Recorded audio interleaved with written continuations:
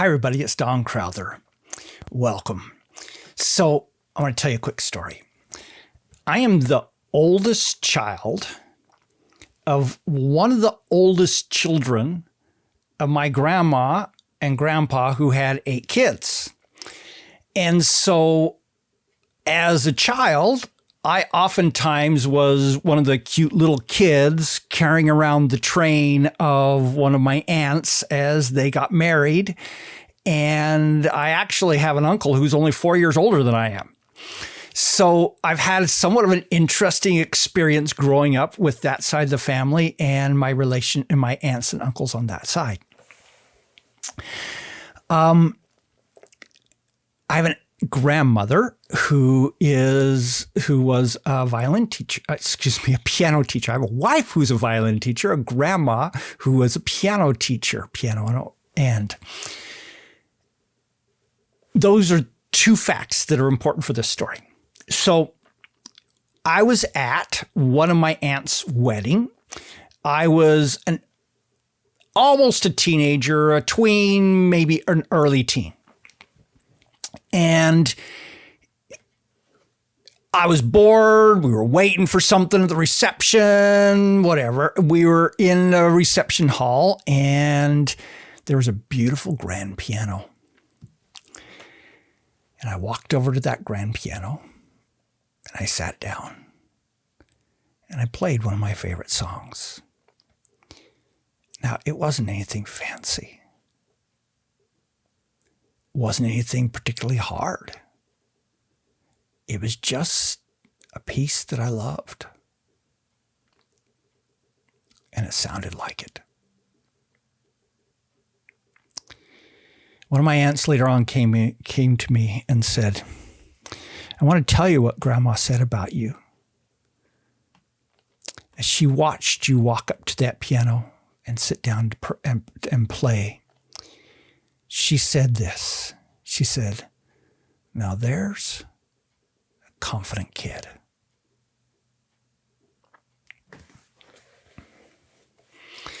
Now, I've thought about that a lot over the years. Remember, this was happening very early in my teenage years, or maybe I was a tween. I don't remember exactly where. But somewhere after that, I hit those teenage years when life got a little more tough. And that shell of confidence, that armor that was around me got a little dinged up here and there. And over the next several years, I had normal things, and I realized there are people here who have had major tragedies happen in their lives. Thankfully, I've not had most of those experiences. But over the years, as someone turns me down for a date, as I didn't make the team that I wanted to make, as I didn't get the award that I worked so hard to receive, as I didn't get accepted to Stanford and Harvard like I dreamed of. By the way, I have the great honor of being turned down by both Stanford and Harvard twice each. Now, there are very few people who can tell that they have that great honor, but I have managed to achieve that. Okay. And as time went on, each one of those little things came in and dinged my armor. And so it was no longer a perfect shell of confidence. It's got this little dent here and that little dent there. And a couple of the dents actually happened like on a joint. And you know how when a ding happens on a joint, then things don't quite move the way they should and all those kinds of things like that. Well, over the next few years, I had things that strengthened that armor, that repaired it, that made it stronger. And I had other pieces that damaged it even further. And then a few years ago, something happened that actually cracked it. And that armor that had protected me all my life now had an open seam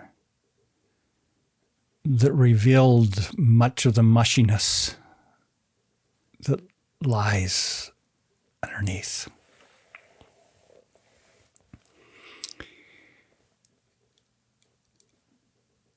And from that experience and what I've experienced since then, I've come to know a bit about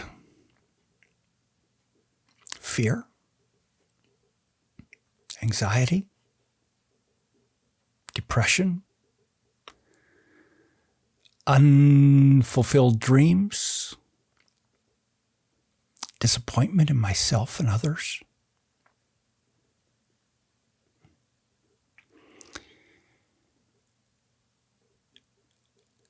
And I've lived a little bit of what so many other people have. And they've got reason for having lived so much more than I have.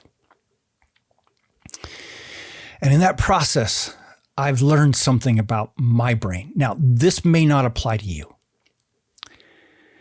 but what I've learned is that the brain's job is to protect me. And so what it does is it sometimes does not see reality. What it does is that it looks to protect me by keeping me from risk. You know, there's a really good book. It's this one here. What makes your brain happy and why you should do the opposite. Try to get this whole thing in the shot. It's by David DeSalvo. I don't know if it's still in print. I hope it is. It's a good book. It's worth reading. The essence of the book, whether you read it or not, you'll get so much value if you just look and pay attention to that headline right there.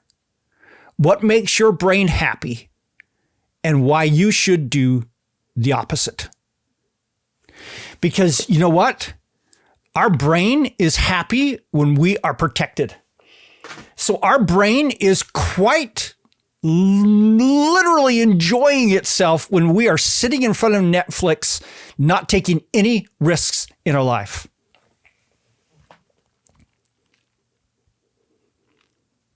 I'm reminded of the quote,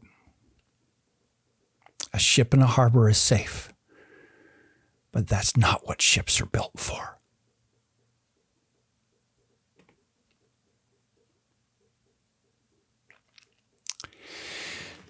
The thing I've learned is that so many of the reasons why I'm not accomplishing what I know I can and want to accomplish, so those reasons are not reasons at all. They're excuses.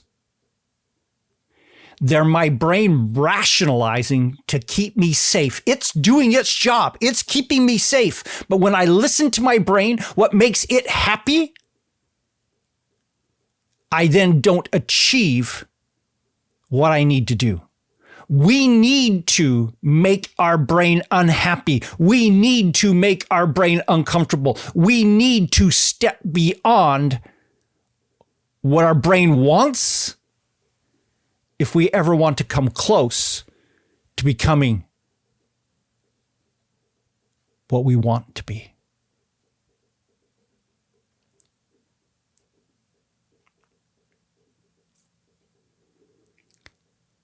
So that's my question for you. I invite you to think, what are the things holding me back right now? Actually write them down. And then look at them and say, is this a reason? Or is this an excuse that my brain is giving me to keep me safe?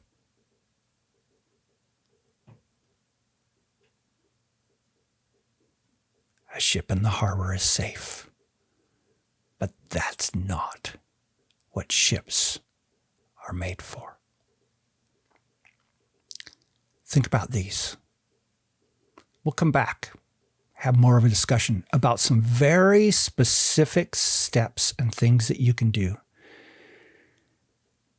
to beat down your brain and its defenses so that you can become what you've always wanted to be. So you can become what you were born to be. This is Don Crowther saying, just go do this stuff.